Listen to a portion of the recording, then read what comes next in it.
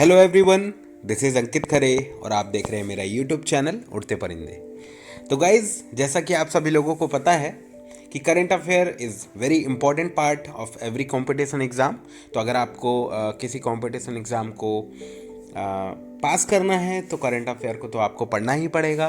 तो आज हम लेकर आए हैं बहुत जल्दी 24 दिसंबर में जो करंट अफेयर आना चाहिए, जो कि 23 दिसंबर की रात तक की होता है 12 बजे तक। ठीक है, तो चलिए स्टार्ट करते हैं। तो सबसे पहला जो करंट अफेयर मैंने लिया हुआ है यहाँ पे, राष्ट्रीय किसान दिवस, जो कि अन्नदाता जिन्हें कहा जाता है, वही है आज। तो उसी के बारे में हम लोग डिस्कस करेंगे। तो भारत में हर साल 23 दिसंबर अर्थव्यवस्था में भारतीय किसानों की भूमिका को याद करने के लिए राष्ट्रीय किसान दिवस के रूप में मनाया जाता है। यह दिन पूर्व प्रधानमंत्री चौधरी चरण सिंह की जयंती के दिन मनाया जाता है। वे किसान हितैषी नीतियों को लाए और किसानों के कल्याण के लिए काम किया। वह भारत के 5वें प्रधानमंत्री थे और 28 जुलाई 1979 से 14 जनवरी 1980 तक प्रधानमंत्री के रूप में देश की सेवा की थी। अब यहाँ पे दूसरा करंट अफेयर एडीबी से रिलेटेड है, एशियन डेवलपमेंट बैंक। तो एडीबी ने त्रिपुरा को 2100 करोड़ रुपए का ऋण देने की दी मंजूरी। तो भाई एडीबी एशियन डेवलपमेंट बैंक हर दिन के करंट अफेयर में आ रहा है। तो इससे रिलेटेड जितने भी फैक्ट हैं, जितने भी न्यूज़ है, जितना भी समाचार इस पे आ रहा है, तो इसे अच्छे से तैयार कीजिएगा। ओके, तो एडीबी ने त्रिपुरा को 2100 करोड़ रुपए का ऋण देने की दी मंजूरी। एशियाई बैंक विकास बैंक ने पूर्वोत्तर राज्य में शहरी क्षेत्रों और पर्यटन के विकास के लिए त्रिपुरा सरकार को 2100 करोड़ रुपए का ऋण देने की घोषणा की है और कुल 2100 करोड़ रुपए के फंड से 1600 करोड़ रुपए शहरी विकास के लिए और 500 करोड़ रुपए पर्यटन क्षेत्र के लिए होंगे। इस परियोजना के बारे में थोड़ा सा देखना चाहेंगे। इसके तहत त्रिपुरा में सभी 20 शहरी स्थानीय निकायों को कवर किया जाएगा और पर्यटन क्षेत्र के सभी पर्यटन स्थलों, इन पर जाने वाले मार्ग और पर्यटक सुविधाओं को कवर किया जाएगा। ऋण व्यवस्था के तहत शुरुआत में एडीबी शहरी और पर्यटन क्षेत्रों के लिए परियोजना के डिज़ाइन और प्रबंधन सलाहकारों के लिए 40 करोड़ रुपए प्रदान करेगा। एक बार परियोजनाएं की तैयारियां हो जाने के बाद एडीबी शहरी क्षेत्रों में विकास कार्यों के लिए 1600 करोड़ रुपए और अगले 3 वर्षों में पर्यटन क्षेत्र के लिए 500 करोड़ रुपए प्रदान करेगा। उपरोक्त समाचारों से आने वाली परीक्षाओं के लिए महत्वपूर्ण तथ्य है। एडीबी के अध्यक्ष हैं मास सुगु अस्कावा। मुख्यालय है मनीला, फिलीपींस में, इसलिए नाम भी बहुत ही अजीबोगरीब है, मास सुगु अस्कावा। ओके, मुख्यालय क्या बोला? मनीला, फिलीपींस में। और एडीबी की स्थापना हुई है 9 दिसंबर 1966 में। चलिए आगे बढ़ते हैं। ICICI bank. तो आईसीआईसीआई बैंक ने एमएनसी कंपनियों के लिए लॉन्च किया इनफाइनाइट इंडिया ऑनलाइन पोर्टल। तो आईसीआईसीआई बैंक ने विदेशी कंपनियों को भारत में व्यापार स्थापित अथवा विस्तार करने में मदद करने के लिए इनफाइनाइट इंडिया नामक एक ऑनलाइन प्लेटफॉर्म लॉन्च किया है। वन स्टॉप पोर्टल बैंकिंग समाधानों के साथ साथ मूल्य एडेड सेवाओं जैसे व्यावसायिक इकाई, कॉरपोरेट फाइलिंग, लाइसेंस और पंजीकरण, मानव संसाधन सेवाओं, अनुपालन और कराधान की सुविधा भी प्रदान करेगा। उसके बाद इस पहल के माध्यम से आईसीआईसीआई बैंक का लक्ष्य बहुराष्ट्रीय कंपनियों, एमएनसी मल्टीनेशनल कंपनियां श्रेणी में अपनी स्थिति मजबूत करना है। यह भारत में पहल में आने वाली विदेशी कंपनियों के साथ साझेदारी करने के उद्देश्य से हमारी प्रौद्योगिकी सक्षम पेशकशों को और मजबूत करने की आईसीआईसीआई की रणनीति का हिस्सा है। उपरोक्त समाचारों से आने वाली परीक्षाओं के लिए महत्वपूर्ण तथ्य हैं।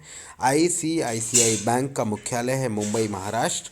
आईसीआईसीआई बैंक के एमडी और सीईओ है Sandeep Bakhshi. ICICI bank tagline है, हम है ना ख्याल आपका। तो ये बैंकिंग से रिलेटेड जितने भी एग्ज़ाम्स होते हैं उसके लिए बहुत ज़्यादा इम्पॉर्टेंट है। ओके, अब उसके बाद NCAER ने वित्त वर्ष 21 में भारत की GDP में 7.3% की गिरावट का जताया अनुमान। तो national council of applied economic research ने भारतीय अर्थव्यवस्था के वित्त वर्ष 2021 के लिए सितंबर 2020 में जारी किए अपने पूर्वानुमान -12.6% को संशोधित कर -7.3% रहने का अनुमान लगाया है। दिल्ली स्थित आर्थिक थिंक टैंक ने 21 दिसंबर 2020 को भारतीय अर्थव्यवस्था की अपनी मध्य वर्ष की समीक्षा जारी की है। अब देख लेते हैं, यहाँ पे बहुत ही ज़्यादा इम्पोर्टेंट है। डोनाल्ड ट्रंप जो हैं उन्होंने PM मोदी जी को अमेरिका के सर्वोच्च सम्मान लेजन ऑफ मेरिट से किया सम्मानित। अमेरिकी राष्ट्रपति डोनाल्ड ट्रंप ने प्रधानमंत्री नरेंद्र मोदी को अमेरिका के सर्वोच्च सैन्य सम्मान द लेजन ऑफ मेरिट से सम्मानित किया है। दोनों देशों की रणनीतिक साझेदारी को बढ़ाने में उनके नेतृत्व के लिए प्रधानमंत्री नरेंद्र मोदी को प्रतिष्ठित लेजन ऑफ मेरिट प्रदान किया गया था। अब इस पुरस्कार को प्रधानमंत्री की तरफ से अमेरिका में भारत के राजदूत तरनजीत सिंह संधू ने अमेरिकी राष्ट्रीय सुरक्षा सलाहकार रॉबर्ट ओब्रायन से व्हाइट हाउस में 21 दिसंबर 2020 को स्वीकार किया। अब 12वें गृह शिखर सम्मेलन का हुआ समापन।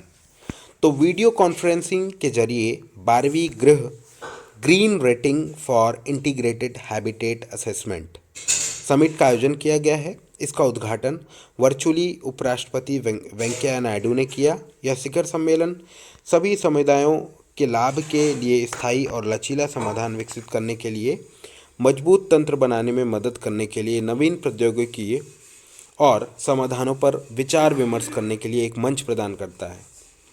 इस शिखर सम्मेलन का विषय रिजुवेनेटिंग रेजिलिएंट हैबिटेट्स था। यह भारत में सतत आवास विकास पर चर्चा और विचार विमर्श करने के लिए निर्माण उद्योग में प्रमुख हितधारकों के सहयोग से गृह परिषद द्वारा आयोजित वार्षिक प्रमुख कार्यक्रम है। अब गृह काउंसिल के बारे में थोड़ा जान लेते हैं। यह भारत में ग्रीन भवनों को बढ़ावा देने और प्रशासन करने के लिए the energy and resources institute और नवीन और नवीकरणीय ऊर्जा मंत्रालय MNRE भारत सरकार द्वारा संयुक्त रूप से एक स्वतंत्र न फॉर प्रॉफिट सोसाइटी है। Green rating for integrated habitat assessment गृह किसी भी पूर्ण भवन निर्माण के लिए भारत की राष्ट्रीय रेटिंग प्रणाली है। इसे संयुक्त राष्ट्र framework convention on climate change को सौंपे गए भारत के राष्ट्रीय स्तर पर निर्धारित राष्ट्रीय योगदान में भारत की अपनी ग्रीन बिल्डिंग रेटिंग प्रणाली के रूप में मान्यता दी गई है। उसके बाद अमित शाह करेंगे नेताजी की 125वीं जयंती के अवसर पर गठित समिति की अध्यक्षता। केंद्र सरकार ने नेताजी सुभाष चंद्र बोस की 125वीं जयंती के उपलक्ष्य में एक उच्च स्तरीय समिति हाई लेवल कमेटी का गठन करने का निर्णय लिया है। इस उच्च स्तरीय समिति की अध्यक्षता केंद्रीय गृह मंत्री अमित शाह करेंगे।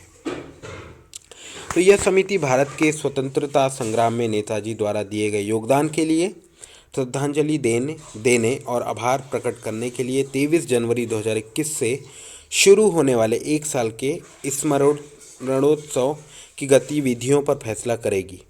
उच्च स्तरीय संस्मरण समिति के अन्य सदस्यों में विशेषज्ञ, इतिहासकार, लेखक, नेताजी सुभाष चंद्र बोस के पारिवारिक सदस्य के साथ साथ आज़ाद हिंद फौज से जुड़े प्रतिष्ठित व्यक्ति शामिल होंगे। उसके बाद धर्मेंद्र प्रधान ने बंगाल का पहला तेल और गैस रिजर्व राष्ट्र को किया समर्पित। तो केंद्रीय पेट्रोलियम और प्राकृतिक गैस मंत्री धर्मेंद्र प्रधान ने पश्चिम बंगाल के पहले तेल और गैस रिजर्व बंगाल बेसिन को राष्ट्र को समर्पित कर दिया है और बंगाल बेसिन की खोज और स्वामित्व oil and natural gas corporation ONGC के पास है। यह ONGC द्वारा भारत के 8 उत्पादन बेसिन हैं। दूसरे हैं Krishna Godavari, Mumbai offshore, Assam self, Rajasthan Kaveri, Assam Arakan fold belt और कैम्बे। तेल और प्राकृतिक गैस निगम ओएनजीसी लिमिटेड ने 20 दिसंबर 2020 को राज्य के 24 परगना जिले में अशोकनगर एक कुएं बंगाल बेसिन से कच्चे तेल का उत्पादन शुरू किया है। उपरोक्त समाचारों में आने वाली परीक्षाओं के लिए महत्वपूर्ण तथ्य है। पश्चिम बंगाल के मुख्यमंत्री, जो कि हर कोई जानता है, वो है ममता बनर्जी और राज्यपाल हैं जगदीप धनखड़। अब सत्येंद्र गर्ग ने संभाला अंडमान और निकोबार के डीजीपी का कार्यभार। तो वरिष्ठ आईपीएस अधिकारी सत्येंद्र गर्ग ने अंडमान और निकोबार के डीजीपी का पदभार ग्रहण किया है। 1987 बैच के आईपीएस अधिकारी गर्ग को केंद्रीय गृह मंत्रालय में संयुक्त सचिव के रूप में नियुक्त किया गया था। उन्हें उनके कैडर में भेजे जाने से पहले वे संयुक्त सचिव के रूप में गृह मंत्रालय में नॉर्थ ईस्ट डिवीजन में कार्यरत थे। अन्य शीर्ष स्तरीय आईपीएस अधिकारी तबादलों में रणवीर सिंह कृष्णा को पांडिचेरी का पुलिस प्रमुख नियुक्त किया गया है। वह 1988 बैच के आईपीएस अधिकारी बालाजी श्रीवास्तव का स्थान लेंगे, जो दिल्ली में कार्यभार ग्रहण करेंगे। श्रीवास्तव का ट्रांसफर दिल्ली पुलिस में कर दिया गया है। और उपरोक्त समाचारों से आने वाली परीक्षाओं के लिए महत्वपूर्ण तथ्य है। अंडमान निकोबार द्वीप के उपराज्यपाल हैं DK Joshi ji. UN women और केरल सरकार ने भारत के पहले जेंडर डेटा हब के लिए किया समझौता। संयुक्त राष्ट्र महिला और केरल सरकार ने भारत के पहले जेंडर डेटा हब की स्थापना के लिए हाथ मिलाया है। केरल के मुख्यमंत्री पिनारई विजयन की उपस्थिति में इस संबंध में एक समझौता ज्ञापन पर हस्ताक्षर किए हैं। सह संचालन के 3 प्रमुख क्षेत्रों द जेंडर पार्क में जेंडर डेटा सेंटर की स्थापना, लिंग समानता पर अंतर्राष्ट्रीय सम्मेलन के दूसरे संस्करण का शुभारंभ और लैंगिक समानता पर वैश्विक मानक फ्रेमवर्क प्रयासों को बढ़ाना और महिलाओं का सशक्तिकरण में सहयोग करना, जैसा कि समझौता ज्ञापन में निर्दिष्ट किया गया है। जेंडर डेटा हब के बारे में।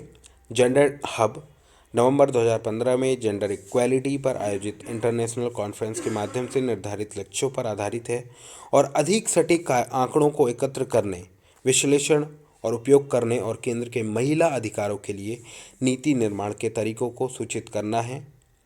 यह सहयोग जेंडर पार्क के माध्यम से केरल के सामाजिक न्याय विभाग द्वारा शुरू की गई लैंगिक समानता और महिला सशक्तिकरण के लिए विभिन्न अग्रणी पहलों को व्यापक और बेहतर बनाएगा। उपरोक्त समाचारों से आने वाली परीक्षाओं के लिए महत्वपूर्ण तथ्य है। केरल के मुख्यमंत्री है पिनाराई विजयन और राज्यपाल हैं आरिफ मोहम्मद खान। अब यहाँ पे जो न्यूज़ आया है एसोचैम इंडिया की तरफ से, तो विनीत अग्रवाल बने एसोचैम के नए अध्यक्ष।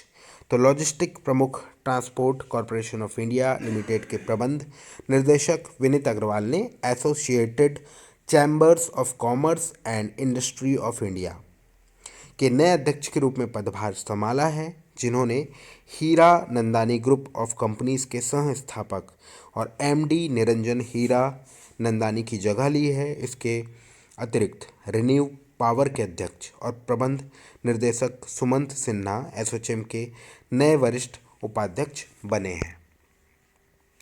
तो उपरोक्त समाचारों से आने वाली परीक्षाओं के लिए महत्वपूर्ण तथ्य हैं, वो है एसोचैम मुख्यालय है नई दिल्ली में और एसोचैम की स्थापना हुई 1920 में। अब बीओबी ने सुरक्षा बलों के साथ बड़ौदा मिलिट्री सैलरी पैकेज समझौता ज्ञापन पर किए हस्ताक्षर। तो बैंक ऑफ बड़ौदा ने भारतीय नौसेना और भारतीय तटरक्षक बल के साथ एक समझौता ज्ञापन MOU पर हस्ताक्षर किए हैं, जिसके तहत बैंक खाताधारकों को सुविधाओं के साथ साथ अनुकूलित सेवाएं भी प्रदान करेगा। बैंक ने बड़ौदा मिलिट्री सैलरी पैकेज के माध्यम से विशेष रूप से अनुकूलित बैंकिंग सेवाओं की पेशकश करने के लिए भारतीय सेना के साथ अपने मौजूदा समझौता ज्ञापन को नवीनीकृत किया है। तो ऐसा कौन सा बैंक है जिसने भारतीय तट रक्षक बल के साथ एक समझौता हस्ताक्षर किया है, बड़ौदा मिलिट्री सैलरी पैकेज। तो यहाँ पे इंडिकेशन आपको मिल रहा है bank of Baroda, okay, Baroda military salary packages, ठीक है।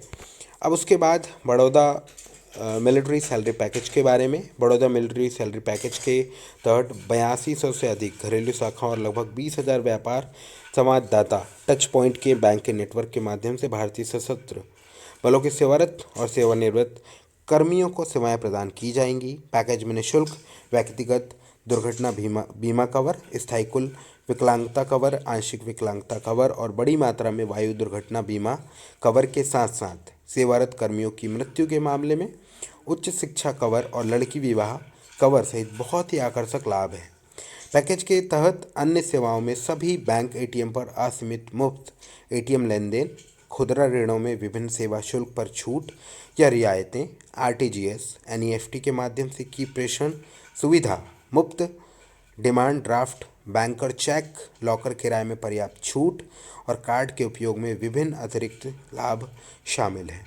उपरोक्त समाचारों से आने वाली परीक्षाओं के लिए महत्वपूर्ण तथ्य हैं। बैंक ऑफ बड़ौदा का मुख्यालय है बड़ोदरा में, गुजरात, और बैंक ऑफ बड़ौदा के अध्यक्ष हैं हसमुख आधिया, और बैंक ऑफ बड़ौदा के एमडी और सीईओ हैं संजीव चड्ढा जी। तो ये हुआ आज का करंट अफेयर्स। गाइस, आने वाले जितने भी एग्ज़ाम्स हैं उनके लिए जनरल अवेयरनेस वाले सेक्शन में ये बहुत ज़्यादा इम्पॉर्टेंट है। तो पहले आप थ्योरी कवर कीजिए, उसके बाद जो एमसीक्यूज़ आते हैं करंट अफेयर से रिलेटेड डेली टू डेली, उसे ज़रूर लगाइएगा। ये बहुत ज़्यादा फ़ायदेमंद होगा। बहुत सारे ऑनलाइन सोर्सेस है जहाँ पे ऑब्जेक्टिव टाइप करंट अफेयर्स को बना करके डेली टू डेली दिया जाता है। रोज़ का काम रोज़ कीजिए। अगर आप रोज़ का करंट अफेयर रोज़ के रोज़ कवर कर रहे हैं तो जब आप वीकली रिवाइज करेंगे, है ना, वीकली पीडीएफ्स भी आती हैं, उसको मैं अपने चैनल में जल्दी ही अपलोड करूँगा। तो वीकली आप उसे रिवाइज कर लीजिएगा। वो वन लाइनर होगी, ज़्यादा हम डिटेल में नहीं जाएंगे। हो सके तो हम उसे क्वेश्चन के फॉर्म में लेकर के आएंगे। तो ऐसी ही वीडियो को पाने के लिए मेरे चैनल को सब्सक्राइब कीजिए, शेयर कीजिए, और पसंद आया तो लाइक करना ना भूलिएगा और अपने दोस्तों में से रिकमेंड ज़रूर कीजिएगा। Thank you so much.